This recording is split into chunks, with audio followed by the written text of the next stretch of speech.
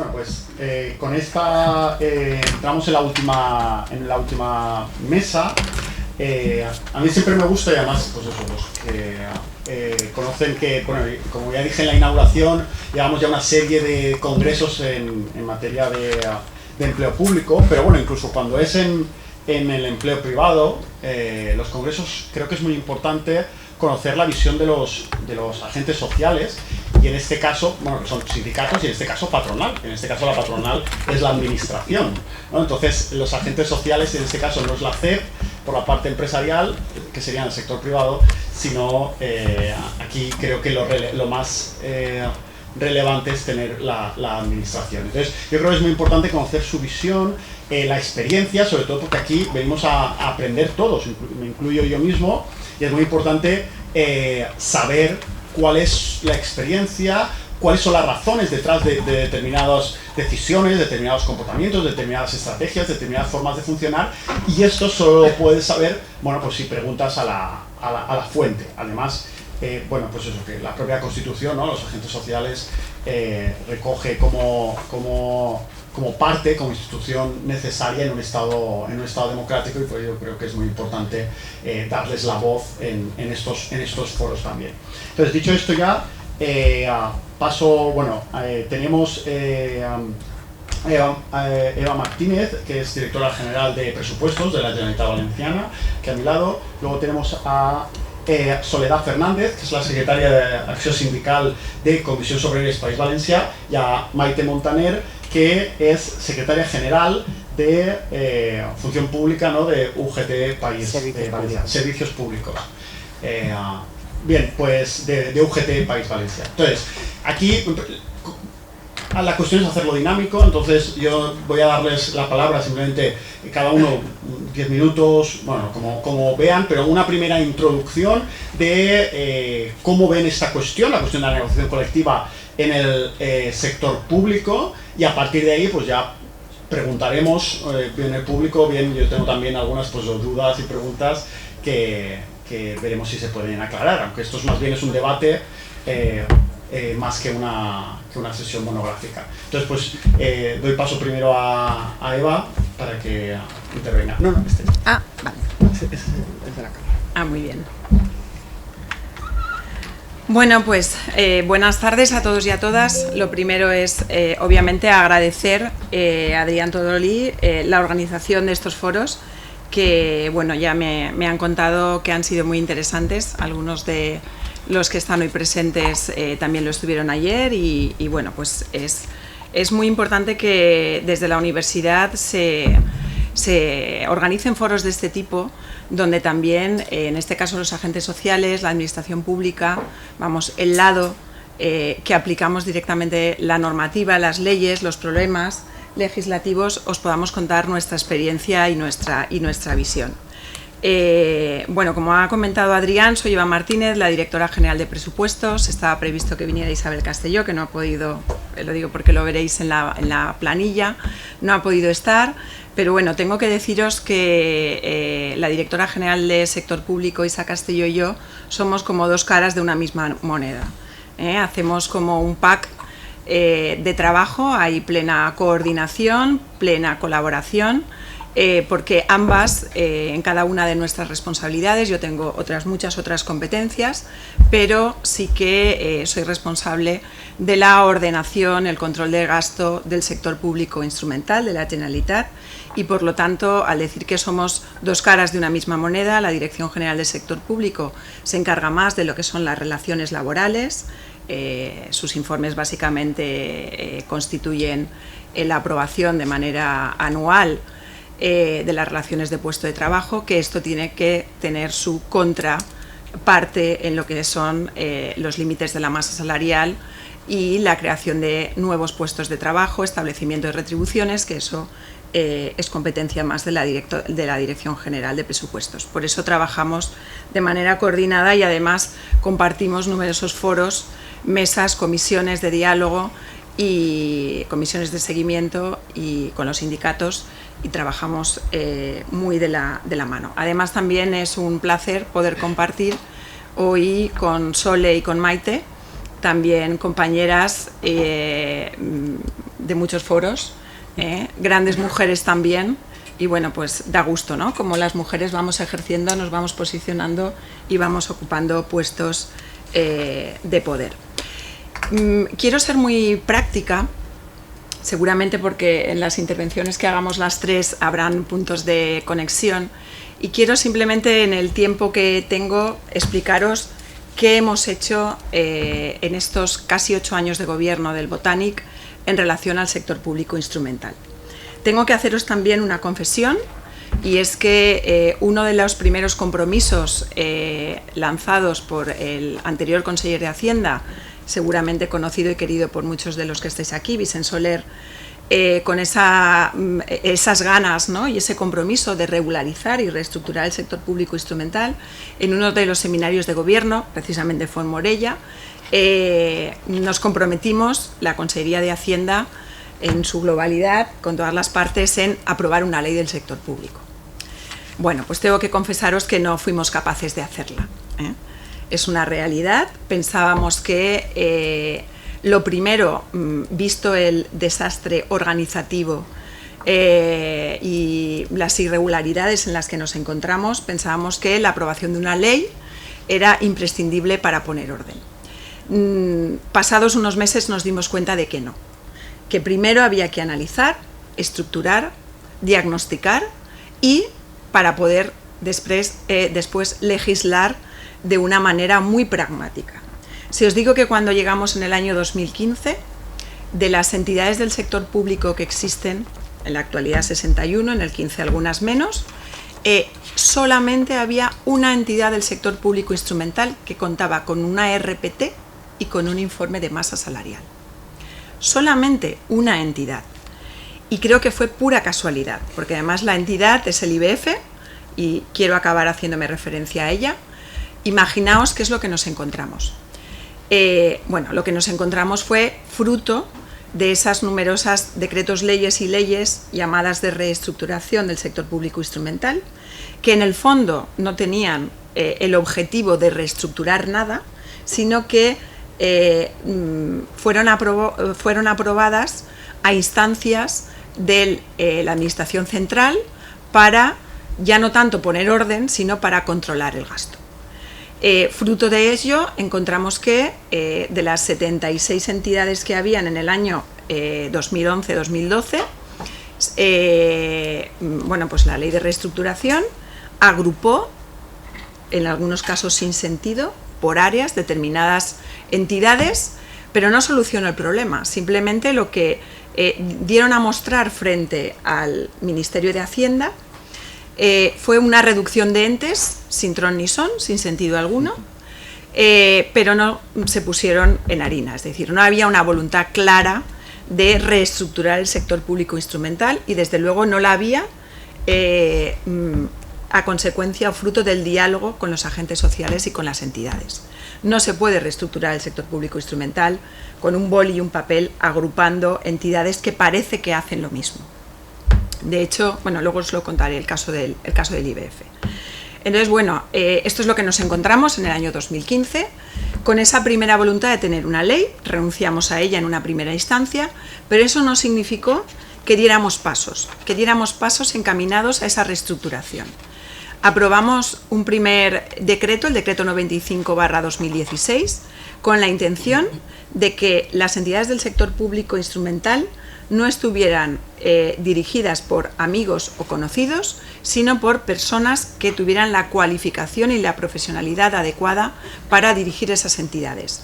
Así aprobamos este decreto, el decreto 95, que regula un número máximo de directivos, atendiendo a la naturaleza jurídica, atendiendo al número de trabajadores, atendiendo al número de presupuesto anual. Obviamente no es lo mismo dirigir una entidad de derecho público como Ferrocarrils de la Generalitat que una sociedad mercantil como por ejemplo Sociedad de Proyectos Temáticos. Obviamente no hay color. O entidades culturales con entidades como el IVAS, que presta un servicio público fundamental y esencial. Con este decreto quisimos eso, regular el acceso de los directivos, el tope de directivos, el tipo de contratación de directivos, que era alta dirección, con lo cual una vez finalizado el periodo de mandato del cargo público, la consellería que firmó ese contrato de alto de dirección se extinguía, y de esta manera queríamos tener al frente de esas entidades personas profesionales que entendieran realmente del sector. Este fue una de las normativas que aprobamos, pero sin duda un punto de inflexión importantísimo fue la resolución en el año 2017 de 17 de febrero del conseller Vicent Soler de creación de la Comisión de Diálogo Social. No me voy a extender porque seguramente las compañeras se harán referencia a ellas, pero sí que me gustaría decir que esto ha sido un gran éxito colectivo, tanto del Gobierno como de los agentes sociales. Fruto de esa Comisión de Diálogo Social, que ahora lo vemos con normalidad, pero en su momento no sabíamos muy bien cómo encajarlo, no era una mesa general de negociación, no sabíamos qué potestades teníamos o qué medidas coercitivas podíamos disponer para que las entidades nos hicieran caso a las recomendaciones y a los criterios, pero sí que es verdad que, derivado de esa primera comisión de constitución de Comisión de Diálogo Social, hemos llegado a adoptar 6 acuerdos importantísimos para la regularización de OPEs, comisiones de bolsas de trabajo, teletrabajo, formación, ojo, formación. El IVAP, el Instituto Valenciano de Administración Pública, no prestaba el servicio de formación a las entidades del sector público instrumental, algo que nos parece, vamos, inaudito. Bueno, pues conseguimos que hubieran convenios de colaboración con el IVAP para que los trabajadores y trabajadoras de las entidades del sector público pudieran tener acceso a esta formación. Acuerdos sobre teletrabajo y el último, el sexto, un acuerdo muy importante sobre los criterios para la estabilización derivados de la Ley 20-2021. Es decir, importantísimo porque se generó un clima, un ámbito de trabajo común, compartido, de confianza y de colaboración y lealtad con los agentes sociales y con la administración, que hasta ese momento había sido un poco, pues bueno, pues cada comité de empresa defendía lo suyo, no tenía una visión global. Quiero decir que esa puesta en común fue muy importante. Quiero deciros que actualmente vamos para el presupuesto 2023, que está en fase parlamentaria de tramitación, contamos ya con 61 entidades. Entidades que, como he comentado anteriormente, ejercen funciones y prestan servicios fundamentales en muchos casos de ellas. Es decir, que desde Hacienda y desde el Gobierno, desde el Botánic, entendemos que el sector público instrumental no es un añadido, es un sector importante que ejerce funciones vitales para el desarrollo de las políticas públicas. De hecho, os tengo que decir que para el año 2023 el presupuesto de todo el sector del sector público superan ya los 3.800 millones de euros, de un consolidado de más de 30.000 millones. Esto representa aproximadamente el 13,5% de todo el presupuesto global de la Generalitat, y los trabajadores y trabajadoras del sector público instrumental suponen aproximadamente un 10% de todo el global de trabajadores de toda la GVA. Esto me parece importante porque lo comentaba fuera, ¿no? El sector público de los años 95 no es el sector público del año 2022-2023. No sé cuánto me queda, pero sí que quiero hacer referencia a que, conjuntamente al trabajo con los agentes sociales, también por parte del Botánic se ha hecho un esfuerzo grandísimo en materia de saneamiento de las cuentas públicas de las entidades. Hablo de deuda que hemos ido asumiendo en la Generalitat, hemos ido saneando y hemos permitido que muchas de las mercantiles que prestan servicios no tengan que acudir constantemente a aportaciones de capital porque se encuentran en causas de disolución, sino que, pues bueno, tienen una estabilidad financiera, que eso también les permite planificar mejor el trabajo y la labor y las funciones que hacen. Y por último, comentaros que si hay algunos de los hitos de los que estamos muy orgullosos también, y donde también destaco y agradezco el trabajo de los agentes sociales, es que casi 8 años más tarde ya tenemos la foto de nuestro sector público instrumental. Si os decía que en el año 2015 iniciamos la andadura, el primer Botánic, con una RPT aprobada, un informe de masa salarial, ahora podemos decir que prácticamente, salvo honrosas excepciones, muy justificadas, todas las entidades del sector público tienen su RPT y tienen su masa salarial. Y prácticamente todas también autorizamos las OPEs anuales, las OPEs ordinarias, al margen de la de estabilización.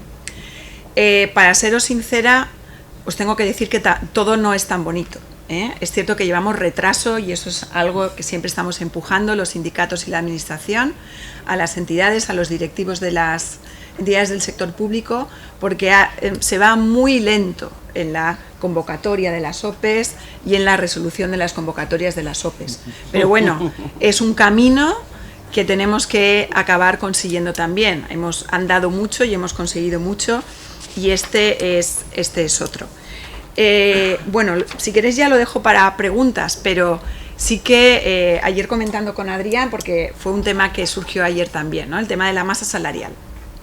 Bueno, hemos hecho también un esfuerzo importante, básicamente pedagógico, con los directivos del sector público instrumental, para hacerles entender y distinguir lo que era capítulo 1, es decir, tengo crédito para crear todas las plazas que te estoy pidiendo, esa es la frase, con no puedo informarte la masa salarial porque te excedes.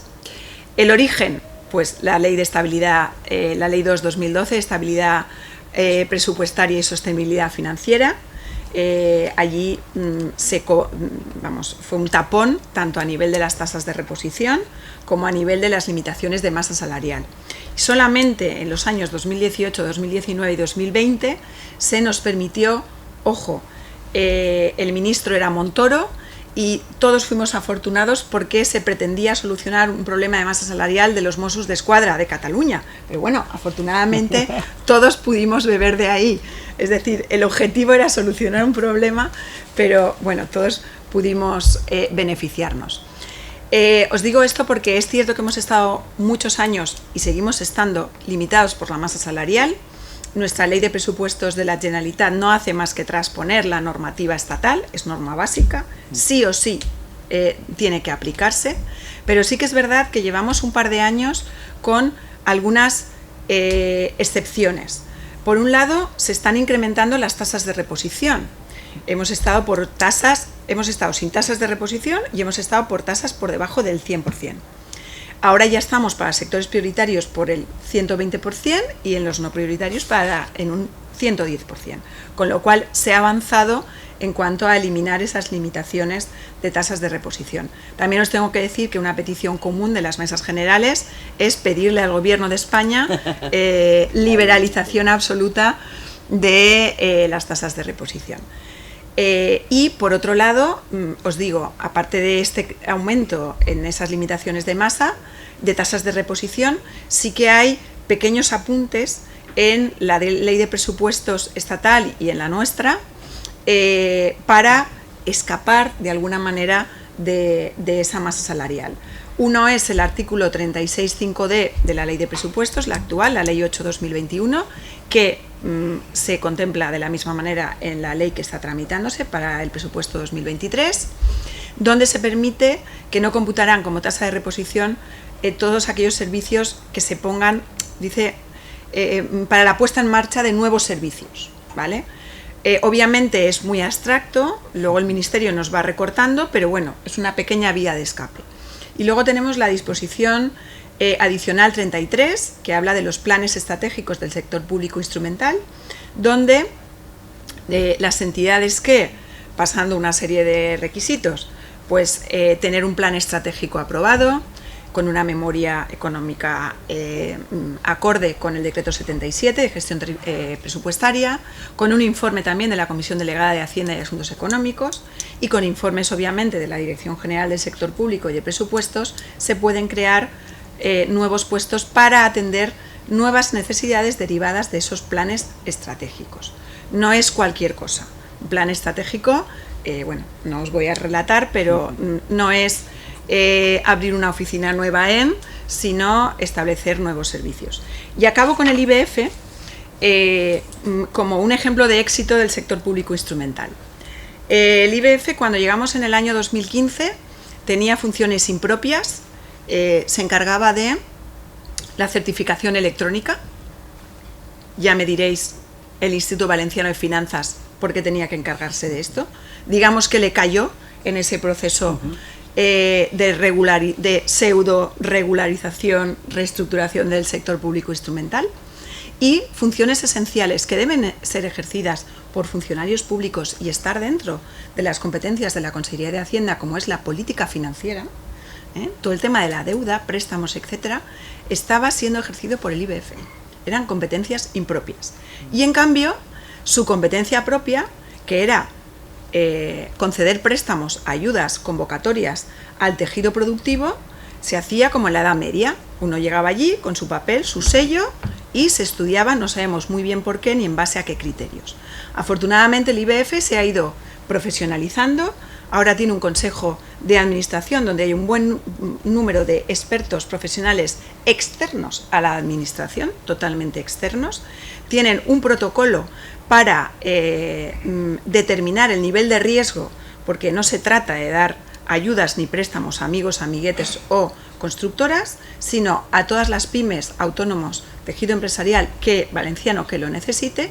Y os tengo que decir que gracias a esta buena labor que el compañero Manu Illoca ha realizado, ha liderado, ha planificado, y a través de un plan estratégico, justo en el peor momento, la crisis derivada de la COVID y ahora de Ucrania, hemos tenido un instrumento, una entidad eficiente, eficaz, al servicio del sector productivo, que os doy dos datos. Al cierre de 2021, el 2022 no lo tenemos cerrado, ha realizado operaciones por más de 300 millones y han sido beneficiarias de sus ayudas, convocatorias y préstamos más de 2.000 empresas, pymes y autónomos. Quiero decir que quería daros esta pincelada, ¿no?, de una entidad, hay muchas más, pero de cómo la encontramos en el 15, en qué se ha transformado y en qué ha consistido de verdad en dirigir y planificar una entidad del sector público instrumental con recursos públicos, sometida desde luego a todo tipo de controles y legalidad, pero con un margen de actuación y de una prestación de servicios que bien vale poderles dar un poco más de masa salarial o algo más de tasa de reposición para que puedan desarrollar sus competencias. No sé si me he pasado mucho, ¿no? No, está muy bien. Pues nada, muchas gracias. Muchas gracias. Y luego seguimos con preguntas. Bueno, muchas gracias a los organizadores, gracias a Adrián Todolí, gracias a los que seguís aquí también y gracias a Eva porque efectivamente, o sea, no solo por la exposición, sino por el trabajo conjunto que se ha ido haciendo, que es cierto. Bueno, yo soy de Comisiones Obreras, llevo mucho tiempo al frente de Acción Sindical, me ha tocado durante mucho tiempo trabajar además en el ámbito del sector público. Y una de las cuestiones que efectivamente yo he estado los 2 días de jornada y he comprobado es que todavía no me he vuelto loca. O sea, la necesidad efectivamente de una relación laboral especial en el personal laboral de las administraciones públicas y sobre todo del sector público es fundamental. O sea, se ha intentado en varias ocasiones a través del Estatuto Básico del Empleado Público. Cada reforma laboral tenemos que estar pendientes al milímetro de que no nos generen más problemas de los que ya tenemos. En esta última reforma el mayor problema fue conseguir que los puestos o las personas que fueran contratadas en puestos vacantes no tuvieran el periodo que tienen las empresas privadas para ser ocupados, y conseguimos que se hiciera la remisión al Estatuto Básico, que ya te da por lo menos el marco de 3 años, y así funcionamos continuamente. Por lo menos las organizaciones sindicales, que tenemos evidentemente representación como para estar en todos los ámbitos y desde luego en el ámbito del diálogo social. Entonces ahí nos toca jugar muchas partidas con diferentes interlocutores y a veces nos salen mejor y otras veces no. Evidentemente, como habéis visto todos, la normativa es un caos. Cada vez que me toca explicarle a alguien en el sector público cuál es el marco legal que les va a afectar, se me ponen de todos los colores. Llega un momento que intento hacerles esquemas y resúmenes, pero que es prácticamente imposible. Y efectivamente, como decía Eva, aquí teníamos una situación mucho más kafkiana que en muchos otros sitios, ¿Por qué? Porque yo pongo incluso el antecedente antes de la ley 20/2012 de sostenibilidad, porque yo lo pongo con la modificación del artículo 135 de la Constitución, que efectivamente nos vino impuesto por una situación de déficit económico salvaje y con una imposición evidentemente también de la Comunidad Europea y el control de los llamados hombres de negro. A mí esta jornada me ha venido muy bien para hacer un refresco de memoria, ¿no? Y de repente dices, uy, cuántas cosas han pasado en tan poco tiempo, ¿no? Entonces, a partir de ese momento, aquí ya en el 2011 se pusieron a legislar para intentar controlar lo que era el sector público, y ya empezaron a marcar que tenía que haber un RPTs en el plazo de un año. Bueno, en el 2012 lo modificaron y dieron un año más, o sea, íbamos un poco así, pero aquella reestructuración, que yo cuando oigo la palabra reestructuración y reorganización se me ponen los pelos como escarpias, consistió en efectivamente cambiar gente de un sitio a otro, después de un proceso de expedientes de regulación de empleo, en los cuales nos cayeron más de 800 puestos, donde además las entidades, aunque alegaban causas económicas y organizativas, como aquí bien se ha dicho, de organizativo no tenían nada. Así se quedaron luego todos los entes, el sistema organizativo brillaba por su ausencia, con unos gestores de los propios sedes que a la vez estaban afectados y por lo tanto la negociación no existía. En muchos casos los tribunales anularon todos los despidos y nos volvimos a quedar con los trabajadores, porque efectivamente eso era así.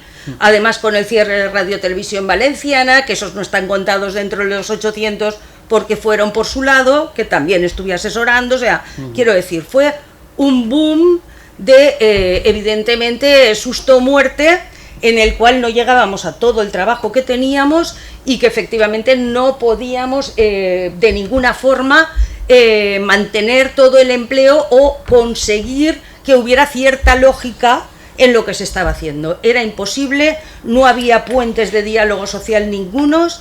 Es cierto que aquí estaban también en un plan de estos de financiación, un plan de plan económico financiero, plan económico efectivamente, que con eso ya la cosa, y es verdad que iban también un poco apurados, ¿no? Porque nuestra deuda estaba también muy fastidiada. Con todo esto que sucedió, nosotros evidentemente como organización sindical dices, bueno, dentro de toda esta vorágine, si consiguiéramos tener un marco que más o menos permitiera hablar de estas cosas antes de que sucedieran, pues a lo mejor podríamos poner algún tipo de cautela, ¿no? O intentar prevenir este tipo de cosas, porque el trabajo sindical no es solamente negociar, sino intentar prevenir malos mayores, que muchas veces los ves venir. Pero bueno, en aquella época, si recordáis, bueno, decreto ley también del 2012, nos quitaron la paga extra, nos quitaron los días de asuntos propios, nos quitaron las vacaciones, dejaron en suspenso convenios, acuerdos, pactos, y esto afectó a todo el sector público, ¿vale? O sea, la gente tampoco tiene concepto todavía de que pertenece al sector público. Incluso en alguna ocasión se intentaron montar movilizaciones para intentar parar todo lo que era aquel ataque a los derechos laborales, que por mucho que viniera de la Constitución, de la Ley de Sostenibilidad y demás, pues no dejan de ser trabajadores y trabajadoras que tienen que defender sus derechos, y no había ni siquiera la concepción de me va a afectar. En algunos casos, yo no sé si inteligentemente o fruto de la casualidad de las técnicas legislativas, no aprobaban los recortes en el mismo año para el ámbito de las administraciones que para su sector público, con lo cual ellos venían un año después con la ley de presupuestos, pero al final todos estábamos igual. Se judicializaron muchas cosas, las sentencias llegaron a decir por lo que todos ya intuíamos que iba a pasar, que efectivamente el interés general y las leyes están por encima de los convenios colectivos, de los pactos y los acuerdos, y se nos fue todo al traste. Y entonces evidentemente el trabajo consistió luego en intentar recuperar cosas. Una de las principales, y inicialmente fue la que más nos preocupó, fue el tema de la incapacidad temporal, que además aquí se reguló primero de una manera durante 6 meses, luego vino la normativa estatal y nos modificó esa regulación, ya no se complementaba al 100%, eran los 3 primeros días del 50, del 3 al 14 el 75, y luego ya era el 100% a partir del día 21. Y lo primero que conseguimos fue intentar salvar situaciones de incapacidad temporal por enfermedades graves, porque claro, esas personas tenían, digamos, el doble de problemas. Entonces fuimos pues a enfermedades tipo cáncer que sufren las personas, que en un momento determinado dices, si encima me reducen el salario, ya bueno, muérete. Fuimos intentando salvar cosas por ese lado, y a la vez de salvar esas cosas, que si no recuerdo mal, eso fue con el decreto ley 6/2012, efectivamente, que empezamos ahí a jugar, intentamos también que eso se aplicara también al sector público instrumental. Y eso fue otra carrera, tipo la de la modificación del Estatuto de los Trabajadores, para que en la ley de medidas se metiera también en el ámbito de aplicación. Todo eso era antes de que vosotros llegarais. O sea, nosotros íbamos enloquecidos. Yo estaba en Escorts y lo vivía. Efectivamente, eso fue, bueno, kafkiano todo, ¿no? Hemos conseguido recuperar algunos derechos, no todos, y todo viene un poco del por qué, ¿no? Que preguntaba Adrián, ¿por qué nace esto, no? Y entonces nosotros en todos los acuerdos de mesas generales, al principio lo único que planteábamos es que medidas equivalentes se plantearan en el ámbito del sector público. Cuando conseguíamos una pequeña mejora, pues oye, para los demás también, aunque somos conscientes que el ámbito de la mesa general de ese momento no tenía legitimidad ni marco de obligación para que se aplicara, pero no dejan de ser acuerdos que ratifica el Consejo. Y el Consejo sí que tiene capacidad para hacer efectivamente un anteproyecto de presupuestos con un marcaje y tal. Entonces, hasta ahí llegábamos en el 2014, y en el 2016, afortunadamente ya con un cambio de gobierno, sí que conseguimos meter en el acuerdo de mesa general, entre otras materias de recuperación de derechos, la creación del foro de diálogo social, que efectivamente luego salió ya la resolución de creación en el 2017. Entonces, evidentemente se crea ese foro, el compromiso era también la ley del sector público, como tú bien has dicho, ha sido algo que quizás sea positivo, pero que no debemos de perder como objetivo inmediato. Yo creo que ahora ya toca, pero además marcamos otros foros de negociación, porque negociar para alguien en un marco en el cual no puede participar, pues nos parece que como que no juega bien, ¿no? Y entonces ahora mismo tenemos también constituidas ya, porque la nueva ley lo ha recogido, la Mesa General de las Administraciones Públicas, donde recoge administraciones locales, universidades, todo el sector público de la local a nivel de representatividad, evidentemente la parte social, las organizaciones sindicales que alcanzan la representatividad suficiente, ¿no?, para estar más del 10% del total de representantes electos. Eso por un lado. Tenemos la mesa de las universidades, tenemos la mesa de administración local, y no hemos conseguido como mesa de negociación, eso es también el kit de hacia dónde nos gustaría ir, de la mesa del sector público instrumental de la Generalitat. Lo seguimos manteniendo como foro, esperamos no obstante que se consolide y que quizás encontremos esos puntos, ¿no?, para poder hacer una mesa de negociación como tal. Y efectivamente todo esto se ha conseguido en el tránsito desde la ley 10/2010, primera ley que negociamos en su momento, que luego sufrió tantas modificaciones que cualquier parecido con la realidad era pura coincidencia, y luego la 4/2021, que efectivamente sí que ha recogido ya todos estos ámbitos dentro de lo que es el diálogo social y dentro de lo que es la negociación. Entonces, nosotros sinceramente, ¿qué nos movía en ese momento? Pues evitar situaciones como ya la que se había producido. O sea, nuestra máxima aspiración sigue siendo crear algún sistema que nos permita. Lo que pasa que, claro, la ponente anterior me ha dejado un poco, porque yo tenía la aspiración de poder negociar en un momento determinado un acuerdo marco para lo que es el sector público instrumental, con la administración como principal accionista y por lo tanto empresaria de todo el grupo, para poder plantearnos por lo menos situaciones de movilidad en casos de reestructuración entre los diferentes entes, para plantearnos movilidad en caso de situación de violencia de género o en situación de movilidad por acosos o demás. O sea, quiero decir, creo que es un foro que tiene que crecer, que tiene que generarse un marco y unas sinergias, igual que hablamos del IVAP y la formación entre lo que son los ámbitos. Yo creo que eso también. ¿Qué cosas nos gustaría también? Y esto todo debería de ir a la ley del sector público. Evidentemente, un sistema de gestión conjunta de ofertas de empleo público y bolsas, que creo que se ha evidenciado que todas las entidades no tienen capacidad para hacer esta gestión de estos recursos, y eso hay que facilitarlo. Evidentemente que se mantenga el sistema de las RPTs, eso sí, también.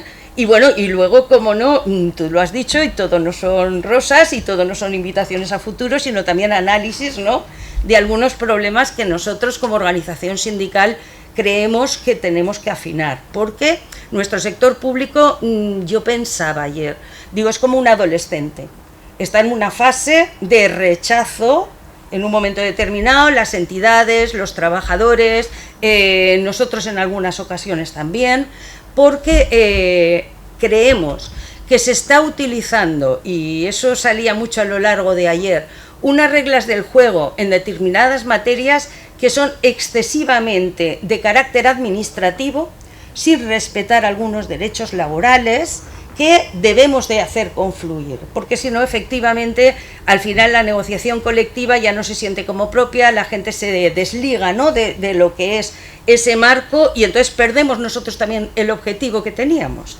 que era el intentar precisamente que no salieran perdiendo siempre sin tener posibilidades de tener un marco donde hablar. Entonces, aparte de la normativa laboral especial que tendría que salir desde el Estado, y que yo creo que las comunidades autónomas tendríais que hacer piña para pedirlo, porque luego los problemas los tenemos aquí, y como muestra un botón que algunos recordaréis, la primera ley de reestructuración, cuando hablaba de personal que pasaba de una sociedad mercantil y era fijo, y pasaba a una entidad de derecho público, como el gobierno anterior no sabía cómo llamarle, le llamó laboral no temporal.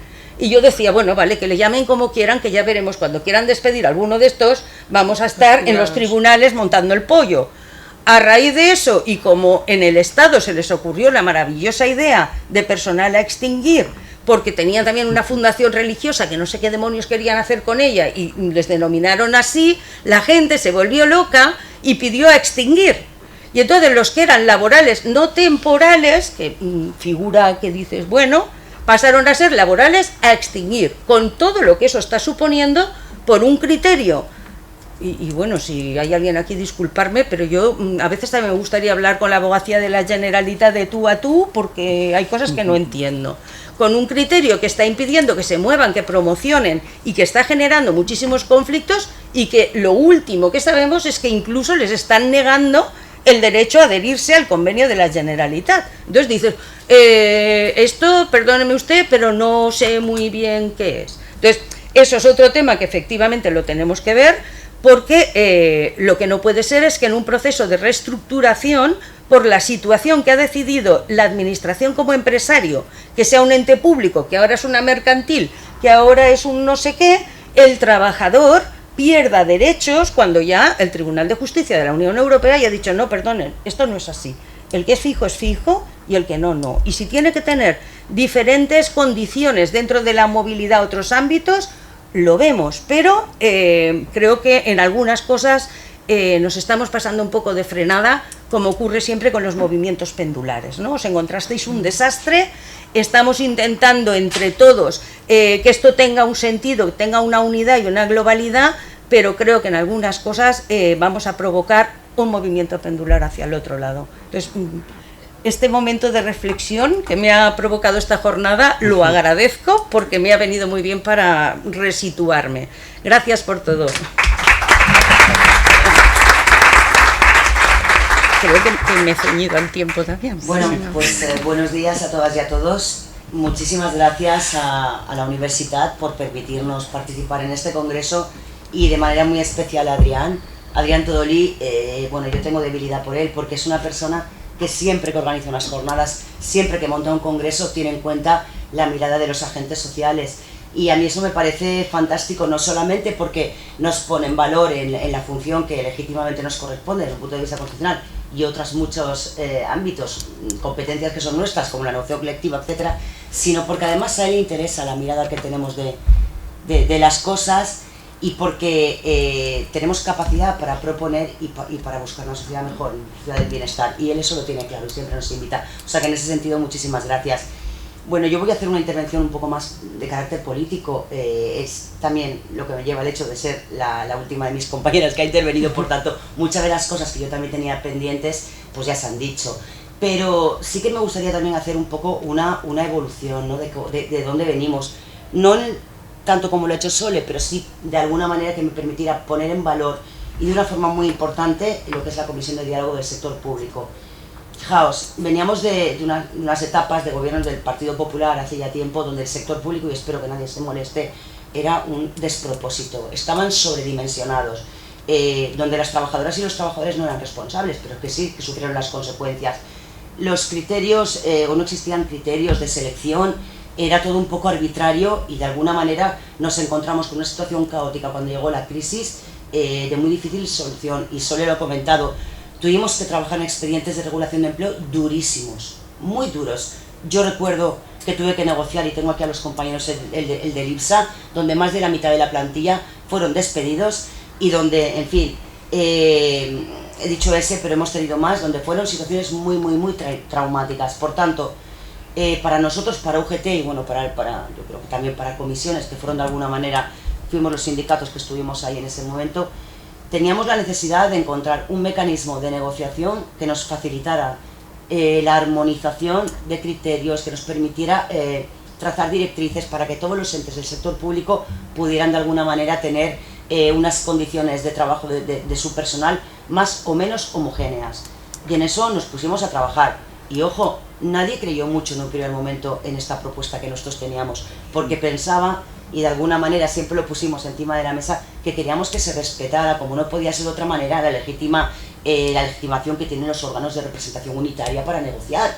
Y por tanto, eso también ha dejado caer, no sabíamos muy bien cómo encajar esta comisión de diálogo del sector público, pero finalmente la pudimos plasmar en el acuerdo de legislatura que alcanzamos con el Consejo del Botànic, si mal no recuerdo, en el año 2016, y que abordaría toda aquella primera legislatura, donde había materias y avances, restitución de derechos, etcétera, en un sinfín de temas, pero que también pudimos introducir esto.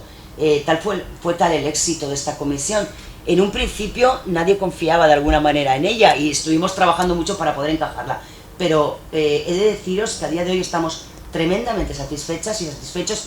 Ha habido algún responsable político que en aquel primer momento tenía reticencias, que a mí me lo ha confesado personalmente, cómo ha funcionado esta comisión y cómo se han podido dictar instrucciones, cómo se ha podido realizar ofertas públicas de empleo con criterios homogéneos, criterios comunes para todos, insisto, o luego trasladando a los órganos de representación de cada entidad para poder seguir negociando.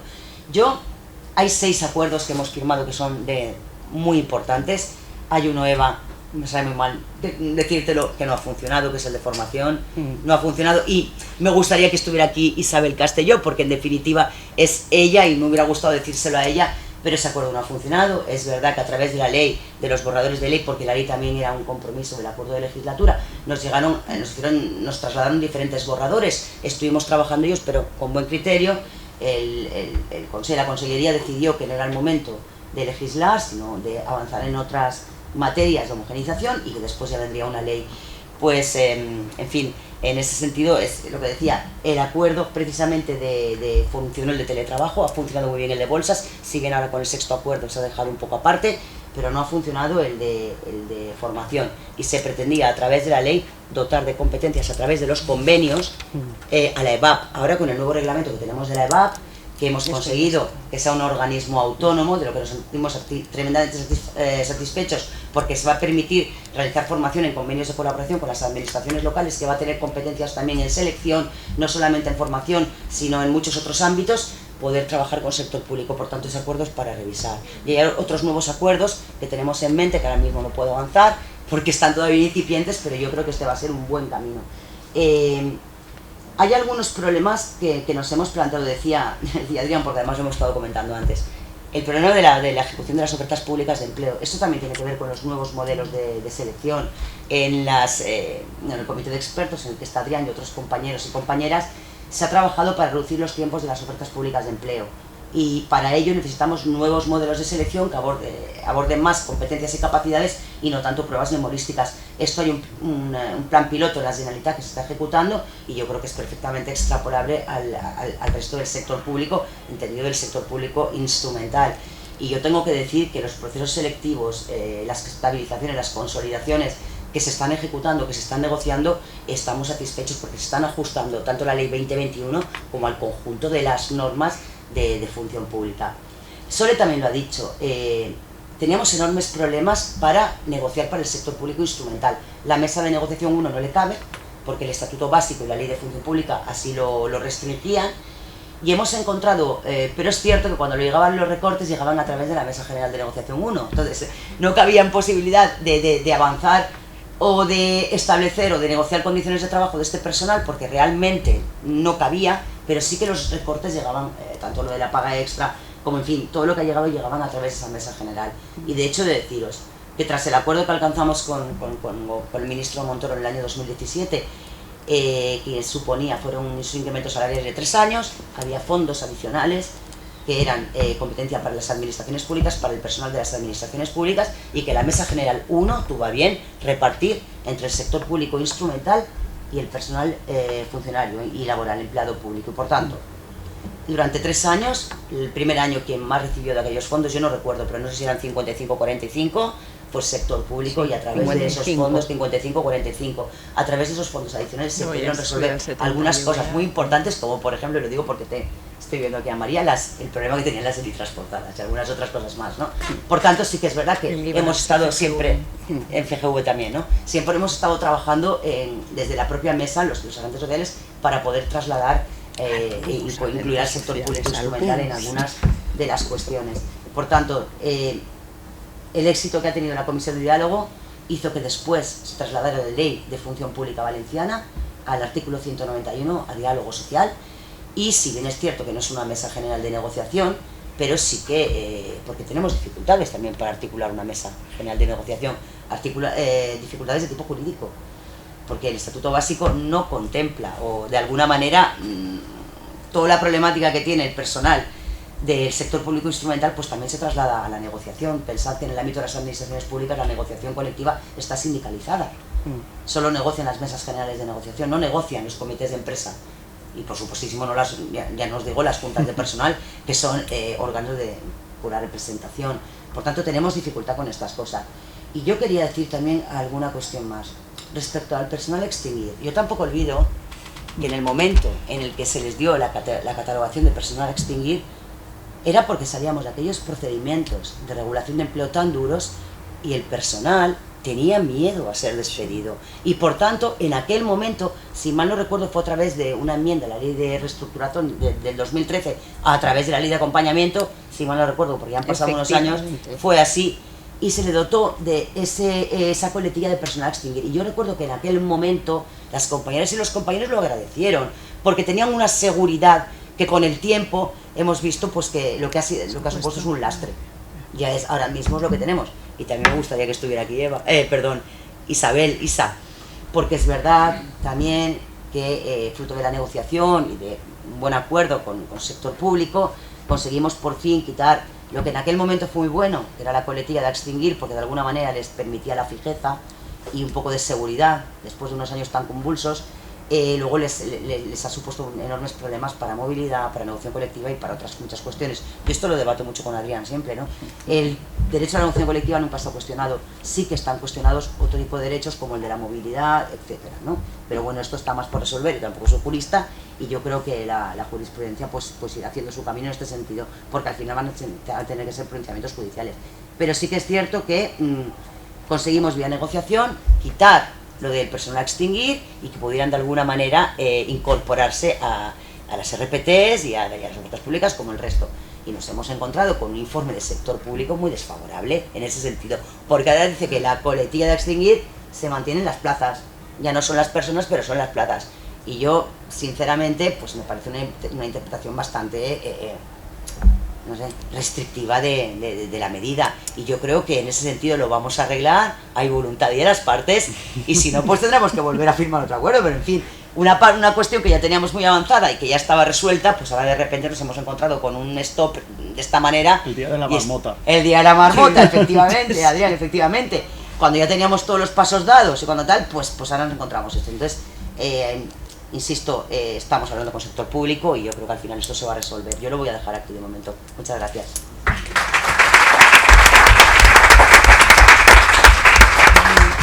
Sí, el micro. Ay, perdona. Siento habértelo dicho a ti, Eva, porque... Hay confianza. Hay confianza. No, sí. No, la verdad es que, bueno, además confianza y coordinación. Coordinación, Así sí, aquí el órgano es colegiado, ¿no? Como dice el derecho. No, pero bueno, yo creo, bueno, muy interesante. La verdad es que tanto la mirada de dónde venimos, yo creo que explica mucho, ¿no? Es decir, de dónde venimos al momento, sobre todo, pues eso, es decir, y esto yo creo que lo estamos viendo porque es normal. Cosas que a lo mejor en el pasado podían ser una ventaja, acaban siendo un lastre, ¿no? Y yo creo que sobre eso, de hecho, yo quería preguntar, luego también, no da tiempo para mucho, pero sí que a lo mejor un par de preguntas. Y voy a empezar yo, porque para eso tengo el micro. Porque yo creo que hay una cosa que a mí me preocupa, y de hecho, bueno, al final el privilegio del que organiza junto además con Ángela es poder elegir el tema. Yo elegí este tema porque hay una cosa que me preocupa, y es que creo que, bueno, el dato es, ¿no?, que la negociación colectiva en el sector público instrumental, los convenios colectivos no están avanzando mucho por unas razones, por otras. Y esto yo creo que, con independencia de que los juristas enseguida dicen, ¿no? Bueno, pues es que esto podría ser una vulneración porque la Constitución reconoce el derecho fundamental. Yo no voy a utilizar este argumento, sino mi parte más economista, en la que los economistas van a la realidad.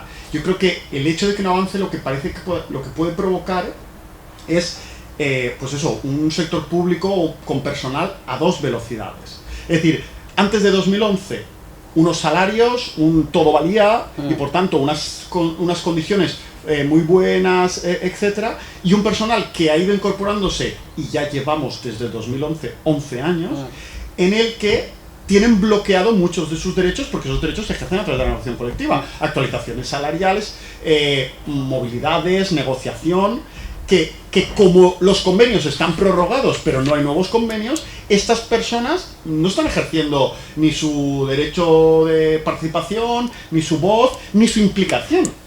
Porque la Constitución no reconoce la negociación colectiva porque sí, la reconoce porque cuando no hay negociación colectiva hay problemas, ¿no? Hay que mirar el pasado antes de la negociación colectiva. Entonces, bueno, esto es mi posición, también además, pues eso, como académico, y esa era mi pregunta, ¿no? Vosotros cómo lo veis. ¿Cuál es mi visión? Mi visión es la misma que te diría que nos ha pasado con los convenios en las administraciones locales. Desde que las leyes de presupuestos empezaron a marcar los topes salariales, ocurrieron dos cosas. La gente buscó la vía B, llegaron a acuerdos con la contraparte, que la contraparte aplicaba pero no se publicaban, con lo cual eso generaba luego la dificultad de la defensa en sede judicial, efectivamente, porque tú no tienes ahí un convenio, claro, tienes algo, pero no se sabe el qué. Después, por otro lado, estamos hablando de una época de una crisis, estamos arrastrando una crisis, y cuando empezábamos a salir y empezábamos a crear, estaba mirando las fechas porque, por ejemplo, el acuerdo de formación lo firmamos en febrero de 2019. En marzo se declaró el estado de excepción por la COVID. O sea, quiero decir, fue un tiempo muerto para todo el mundo. Y ahora estamos en otra época de crisis sin haber podido remontar ni los topes salariales. O sea, en el sector público a nivel salarial se les aplican los mismos incrementos que al resto de los empleados públicos. Entonces, se negocian a nivel estatal dentro del marco que puedes, que también es restrictivo, y eso se aplica. Y entonces la gente no ve nada en sus convenios, que además quedaron en suspenso en el 2012, y que se van a levantar muchas de las suspensiones con la ley de presupuestos de 2023. Y hemos ido recuperando derechos a golpe de normativa. Porque bueno, yo de verdad, o sea, yo no soy jurista, no soy letrada, no soy nada, pero os digo que durante una época tenía pesadillas con los decretos leyes. Entre los reales decretos leyes, los decretos leyes. Mira, agradecida estoy de los de la COVID, que por lo menos solamente regulaban algunas cosas, y además en positivo. O sea, los anteriores fue un desastre. Entonces, mi visión es que no ha habido un interés por parte tampoco del personal, porque las materias que pudieras negociar eran muy pocas, claro, las promociones estaban ligadas a las ofertas de empleo público. O sea, quiero decir, está todo muy reglamentado, por eso digo que nos estamos yendo de frenada, ¿no? Que mi forma de verlo. A ver, espera. Bueno, yo tengo una voz fuerte también, bueno, pero sí, yo no, es un tema muy complejo, como Adrián. Por tanto, no existe una solución. Yo personalmente creo que debiera haber una legislación amplia que acabara por resolverlo. Encontramos un choque de leyes laborales frente a las leyes administrativas y no es un problema que no tenemos resuelto, como al igual que tampoco tenemos resuelto el régimen jurídico del personal que proviene de las reversiones. Sí. Y yo creo que en este sentido el legislador nacional, el estatal, debiera de alguna manera llenar el camino, porque si no, lo veo muy complicado.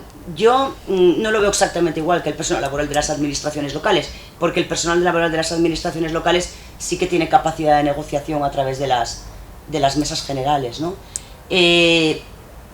Insisto, no tiene una fácil solución.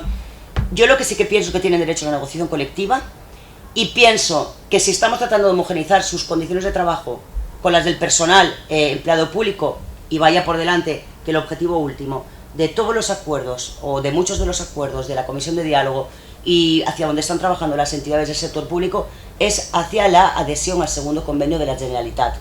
Y por tanto, si existe una adhesión al segundo convenio de la Generalitat, esto de alguna manera se puede resolver, ¿vale? Porque ahí sí que estamos jugando a las leyes de función pública, pero con la capacidad que tiene de negociación a través de la FIBE. Eso es un poco como yo lo veo, pero insisto, no tiene una fácil solución, ¿eh? No es fácil. Eva.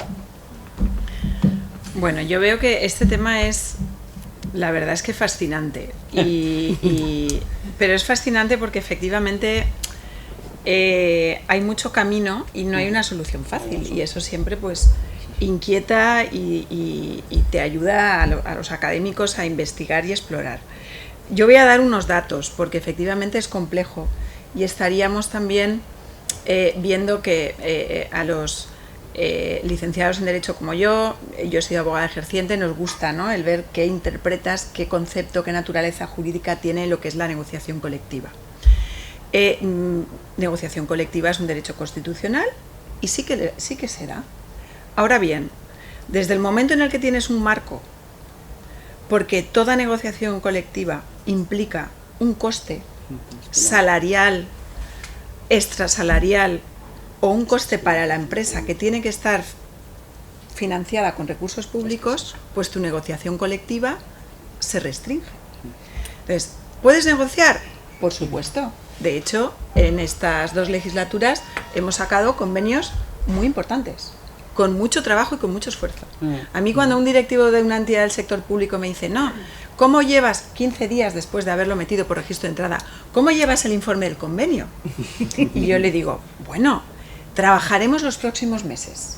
Y yo en mi mesa me he sentado con sindicatos del Consorcio Hospital de Valencia, de FGV, porque es un trabajo muy laborioso, y porque al final todo se reduce a coste económico, a memoria económica.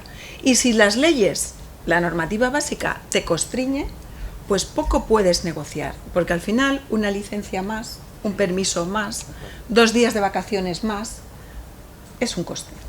Y si además el marco retributivo te lo marca también la normativa estatal, yo lo digo, sé que siempre me dicen que no, las entidades. Bueno, tú tienes más masa salarial para incrementar las retribuciones, pero si consideras que en tu entidad es más importante que incrementar la retribución, unos permisos, unos complementos tal, se renuncia a ese incremento retributivo con carácter global. Pero claro, ¿cómo un directivo de una entidad del sector público le dice a sus empleados que todo el mundo de la Generalitat y el resto de entidades del sector público va a tener un incremento retributivo de un 1,5, de un 2, de un tal, pero vosotros no? Entonces, es muy complejo. Es decir, negociación colectiva como derecho, por supuesto, pero cuando bajas a la realidad te das cuenta que está limitado por esos recursos económicos. De todas maneras, también tengo que deciros que el concepto de sector público instrumental, y en este gobierno, bueno, en esta comunidad autónoma, es muy reciente. Fue en junio del 2011, abocados por esa necesidad de reestructurar, reequilibrar, cumplir el Plan Económico Financiero 2012-2014, que se creó la Secretaría Autonómica del Sector Público, pero antes no existía. Presupuestos ha existido siempre, Dirección General de Deportes también, la Dirección General de Cultura, de Asistencia Sanitaria, pero el sector público, ¿dónde estaba? Pues como mucho lo tenía la Dirección General de Presupuestos, por eso de controlar el gasto. Pero ya está. Es decir, que estamos, decías adolescencia, estamos prácticamente recién nacidos, desde el año 11. Entonces estamos en la época del no. Estamos ahí, ¿y esto para qué? ¿Y esto por qué? ¿Y esto por qué? ¿No? Porque todos los directivos, ¿qué tal? Y tengo que explicarles, pues por esto, ¿y esto por qué? No puedo crear plazas, reestructurar, hacer reclasificaciones, o sea, ¿por qué? Y entonces tienes que explicarle el por qué. Lo vengo a decir porque sí que es cierto que incluso en la propia administración pública tenemos un déficit de personal cualificado, de funcionarios y trabajadores públicos, empleados públicos cualificados en temas laborales. Que sepan de esto. En temas laborales, en temas laborales, en temas mercantiles. Porque a mí me pasa con mi gente, mi equipo, que muchas veces, incluso yo que he ejercido y he llevado también temas laborales, me dicen, no, ¿qué sabes tú más que nosotros? Pero porque no hay esa historia dentro de la administración pública de cómo regular, legislar, tratar el sector público instrumental, que partimos de, bueno, son unas cuantas empresas que van haciendo algo. No. Son empresas con un número de trabajadores importantes y que realizan políticas públicas importantes. Entonces, digo que es fascinante por eso, porque hay que encontrar esa manera de coadyuvar el derecho constitucional a la negociación colectiva con ese derecho también, que lo marca la Constitución, de que por encima de todo está la sostenibilidad financiera. Yo he leído sentencias, por esto de que soy del ramo, muy interesantes, donde se veta a las comunidades autónomas creaciones de plazas para nuevas residencias, porque el Ministerio, y esto he tenido yo grandes discusiones, te dicen, no, a ver, nosotros no le decimos a la comunidad autónoma si quiere abrirte residencias nuevas. Ahora reduzca en otro. Y dices, ya. Sí, y cuando estoy invirtiendo para una línea nueva de metro, y tengo que poner en marcha a unos conductores, a unos vigilantes, a unos mecánicos, tal, ¿cómo lo hago? O sea, cierro otra línea, porque entonces claro, ya me explicarán, ¿no? Pero hay sentencias muy concienzudas donde se defiende claramente que la sostenibilidad financiera, el artículo 135, está por encima de cualquier otra cosa, ¿no? Entonces es difícil. Y se han avanzado.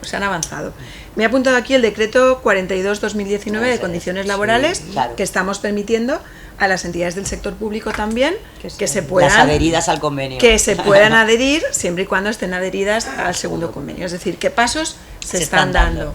Pero bueno, que queda mucho por hacer y que tenemos un debate de naturaleza jurídica y de cómo lo enfocamos desde un punto de vista económico-financiero, por supuesto, ¿eh? Yo tengo también mis contradicciones, ¿eh? La financiación es pública, por tanto es que el empleador es público, entonces de alguna manera tiene que limitarse ese derecho a la negociación, porque tienes que someterte a las reglas del juego público también. Es muy complicado, ¿no? Bueno, y con la financiación que tenemos, pues más complicado. Bueno, que eso no lo hemos dicho, que con la financiación que tenemos como territorio es más complicado. Bueno, es que necesitamos una nueva revisión de la financiación autonómica. Caducada desde el año 2014, sí. Bueno, pues nada, no sé si hay tiempo poco, pero si hay alguna... madre mía. Bueno, eso es que se ha generado debate. Sí, se ha generado, pero por las horas y por respeto al resto de gente. Bueno, pues pero tiene que ser muy breve. Adelante. Ay, perdón. Tenemos que apagar ¿verdad? Hola, buenos días. Sí, funciona. Bueno, pues voy a intentar... Ahora no, Javier. Es que está abierto, perdonar. Ahora debe funcionar. Bien, voy a intentar ser breve con el riesgo que se supone de dejarme algunas cosas, pero bien, me alegro, por aquello de precisarlo. Me alegro de verdad que desde una de las dos caras de la moneda, en este caso presupuestos, se haya hecho un esfuerzo tremendo por hacer que el sector público instrumental sea más eficiente. Me alegro como parte de ese sector público instrumental. Pero tengo que decir, porque esta es la ocasión, evidentemente, que la otra cara de la moneda no creo que pueda lucir ese mismo, digamos, resultado eficiente en esa gestión que a ellos se supone que les tocaba, ¿no?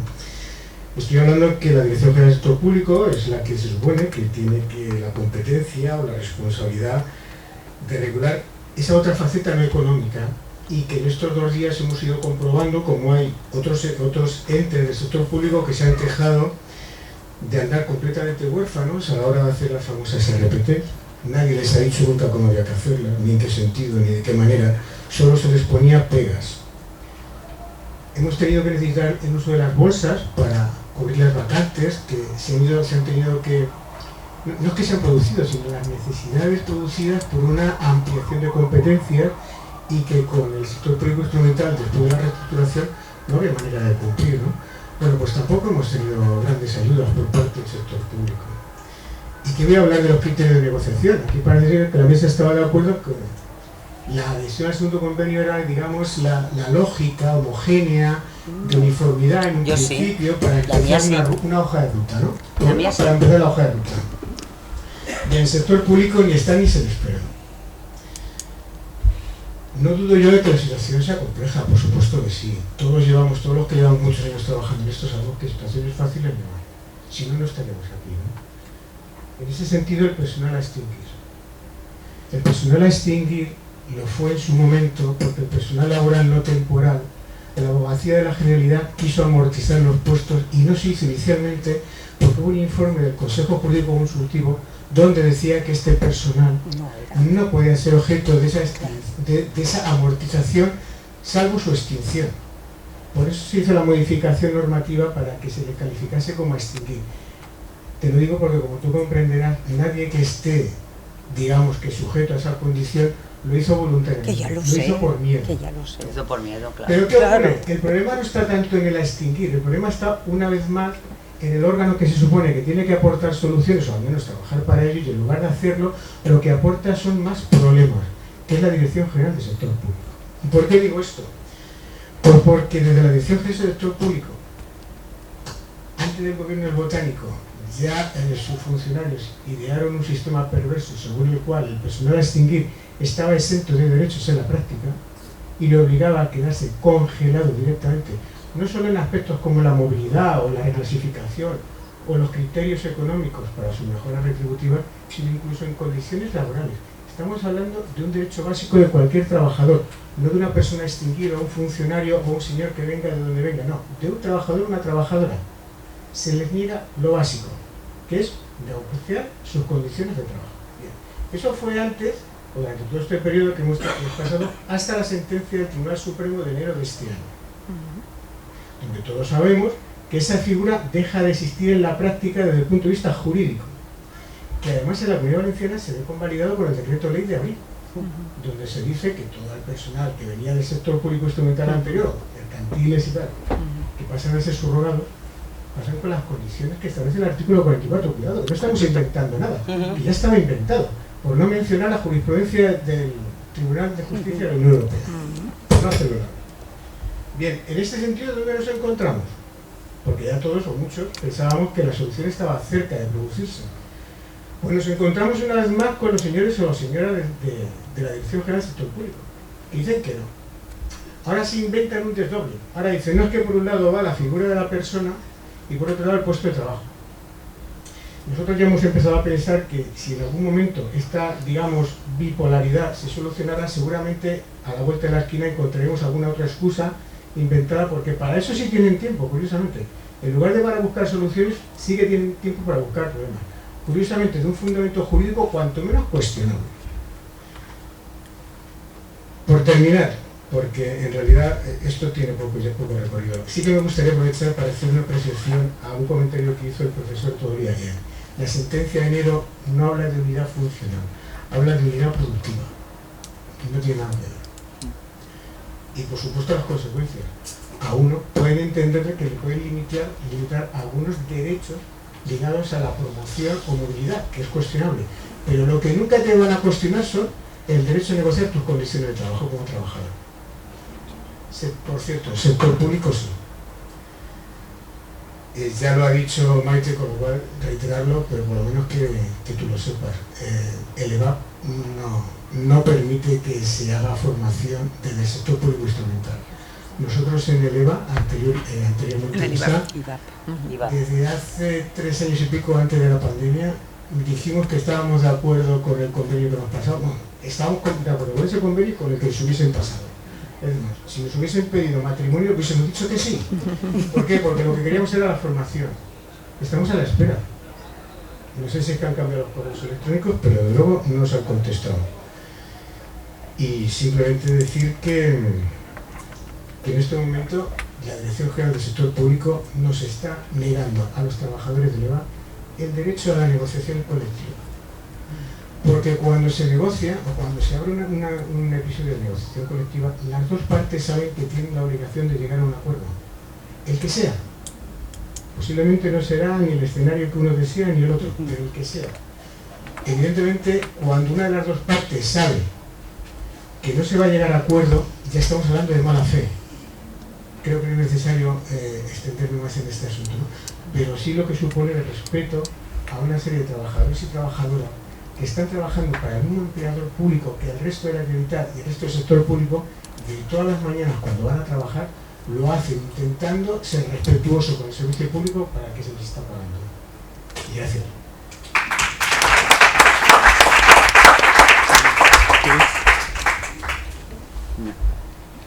Sí, mejor todos, ¿no? Que mejor que pregunten todos. Sí. Buenos días. En primer lugar, lamentar que casualmente haya sido esta la última mesa que vamos a tener durante las jornadas, porque creo que es interesantísima. A mí es la que más directamente me afecta. Estoy haciendo un ejercicio zen desde la anterior, la que has puesto a la compañera.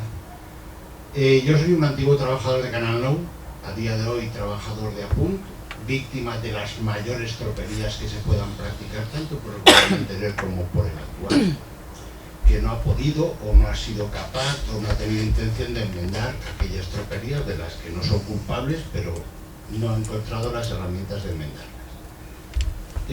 Como compañero, nosotros nos encontramos en una situación muy similar. Me sabe mal al final terminar llevándolo esto al terreno particular, porque creo que debe ser extensivo y más amplio, pero veo que esto se acaba y no me quiero quedar con la duda.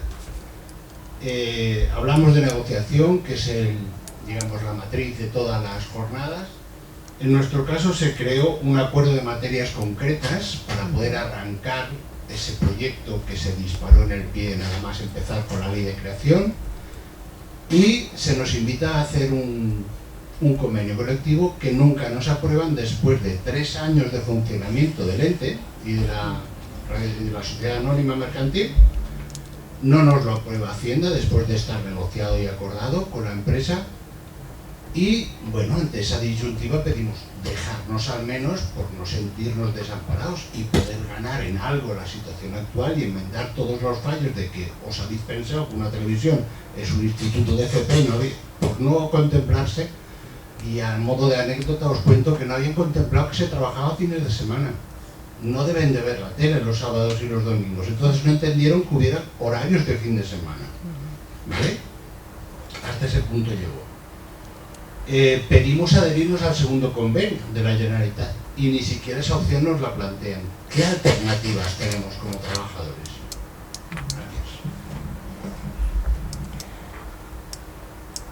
Yo puedo contestar una parte. Sí, si quieres. Sí, a ver, quiero. una ronda rápida, Una dos, ronda. tres. Bueno, yo... Breve, exacto, breve. Yo, como no me importa jugar de pim pam pum, bueno, si algo se me ha entendido mal, o sea, o me he expresado mal, más bien, disculparme. O sea, tengo muy claro lo que sucedió en la situación de extinguir.